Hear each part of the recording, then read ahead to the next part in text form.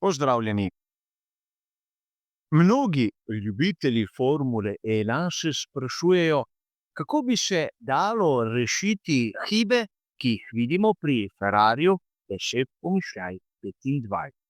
O tem in še marsičem drugim, kot običajno v naslednjih minutah.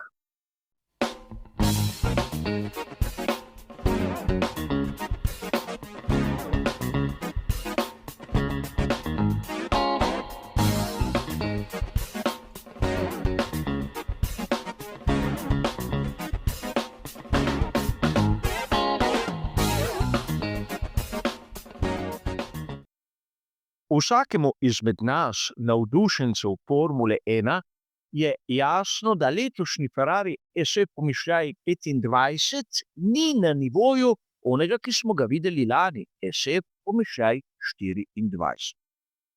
Bodimo iskreni, v zaključku lanske sezone so se pri skuderiji Ferrari borili celo za naslov med konstruktorji. Seveda, na koncu je prevladal McLaren, ampak letos vidimo, kako je ekipa iz Wokinga naredila korak naprej. Pri Ferrariju so se pa začele pojavljati razne težave. In v mnogih člankih lahko mi, navdušenci, predvsem pa navijači skuderije, naletimo na razne teorije, kaj naj bi bilo narobe in kako odpraviti takšne hibe. In žal bomo videli, da razne teorije so dobesedno skregane s tistim, kar veleva, recimo temu, neka logična osnova. Namreč že na prvi veliki nagradi Avstralije, so se pojavile takšne in drugačne teorije, ki pa niso odražale tistega, kar bi lahko imenovali realnost. Najprej moramo se zavedati, da velika nagrada Avstralije na progi v Albert Parku ima svoje specifike. Dobro vemo, da Albert Park je ulična dirka z raznimi nepravilnostmi, vdolbinami, grbinami in predvsem jaški. To zahteva od ekip Formule 1, da bolid dvignejo od tli, da dvignejo dno, da povečajo razdaljo med asfaltno površino in samim bolidom. Tako se izognejo, da bi bolid od spodaj prejel določene udarce in da se ne bi tista distančna plošča, ki je na dnu, preveč obrabila. A videli smo, da v Avstraliji je Ferrari rahlo razočaral pod pričakovanji in mnogi so trdili, da je bilo nekaj v povezavi s samim menjalnikom, ki je delal težave in da so zato dvignili dno. Meni osebno povezava med enim in drugim ni jasna. Razumem lahko, da ima Ferrari mogoče težave z menjalnikom, ki je skrajšan v primerjavi z lanskim, ampak po drugi strani ali dvignejo ali spustijo dno, ki ni nosilen element, ne spremeni dejstva. Kvečjemu, če dvignejo dno, odmaknejo tudi menjalnik, ki se nahaja nad dnom od asfalta in tako dobi manj udarcev in mogoče posledično manj težav. Ampak gre za moje osebno sklepanje. Po drugi strani smo videli na sprintu velike nagrade Kitajske fantastični preobrat. Lewisa Hamiltona, ki je bil najboljši na kvalifikacijah za sprint in tudi na tej skrajšani obliki dirke. A treba je povedati, da sprint je dolg približno tretjino tistega, kar traja dirka za veliko nagrado. In temu ustrezno so tudi zmanjšali količino goriva. Na Kitajskem je bila proga na novo preplastena, torej gladka površina, kjer so vse ekipe lahko znižale dno samih bolidov. Torej, postavili so jih bolj blizu samemu asfaltu. Kar je pomenilo, da pravzaprav za samo tretjino rezervoarja je lahko Lewis Hamilton izkoristil celoten talni efekt in prišel kot prvi na koncu čez cilj. ampak sledila je dirka za veliko nagrado, ker so rabili vseh 110 kilogramov goriva. In kot dobro vemo, Lewis Hamilton je bil diskvalificiran zaradi prevelike obrabe dna. In zopet so se pojavile teorije. In tu si bomo pomagali z maketo, da je napaka Ferrarija bila v zadnjem vzmetenju in da je to povzročilo, da je bolid dobesedno na določenih delih preveč drsal po tleh. Tu je sicer SF pomišljaj 21. Ampak avtorji takih teorij verjetno pozabljajo, da sodobna generacija bolidov Formule 1 nima lesenega distančnika tako dolgega, ki sega praktično pod menjalnik, ampak da imamo tam že grbino, ki nekako zaključuje del te lesene plošče, ki skrbi, da bolid enostavno ni prenizek.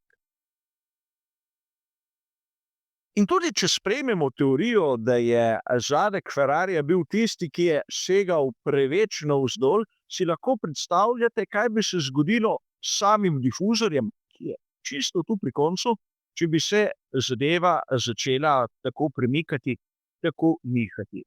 Verjetno bi difuzor popustil bistveno pred leseno distančno ploščo. Ampak pustimo sedaj to. Razlaga je verjetno bistveno bolj enostavna, bistveno manj zanimiva, kot bi si lahko marsikdo mislil. Ferrari SF pomišljaj 25 je morda izjemno izbirčen, kar se tiče same višine. In to smo že razumeli. Višje kot je bolid nad samo asfaltno površino, manjši je talni efekt, ki ga generira. Namreč, če se poveča ta razdalja, je zatesnjenost samega dna pod vprašanjem. In tu verjetno je tista skrivnost, zakaj v Avstraliji rezultati so bili slabši in zakaj tudi na Kitajskem s polno posodo goriva niso dosegli tistega, kar bi morda mnogi pričakovali. Namreč, ukolikor so imeli polno obtežitev, torej 110 kilogramov, v začetni fazi dirke so morali paziti na že prej omenjeno obrabo in ukolikor ne bi hoteli tvegati, bi morda bolid nastavili malce višje, kar bi pa sprožilo seveda pomanjkanje oprijema in zopet kača, ki sama sebi grize rej. Slišali smo lahko tudi, da je sam Loic Serra tisti, ki je odšel v Maranello in mrzlično išče rešitev na nastalo situacijo. Serra je inženir, ki je specialist za vzmetenje obese oziroma podvozje in z težavami samega dna nima toliko izkušenj, čeprav je tehnični direktor Scuderie Ferrari. Ampak zopet smo dobili potrditev, da pri Ferrariju pričakujejo morda že na veliki nagradi Japonske novo dno. In tu se zopet lahko začnemo spraševati, kakšno zvezo ima to z zadnjo obeso, kakšno zvezo ima to z menjalnikom in raznimi zgodbami, ki smo jih brali v člankih, ki so jih nekateri portali veselo objavljali, drugi pa seveda še bolj veselo prevajali ter povzemali. In zopet vprašanje, zakaj pri Scuderii Ferrari naj bi bila težava na samem zadku.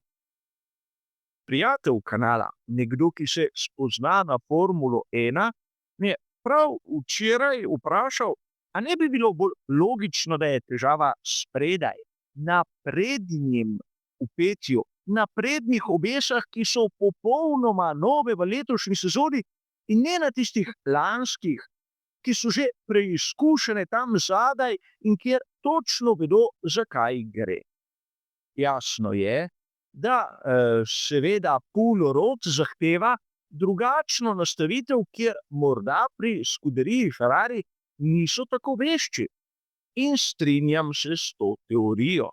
Namreč sam vidim potencialno večje težave tam, kjer je nekaj novega in ne nekaj preizkušenega.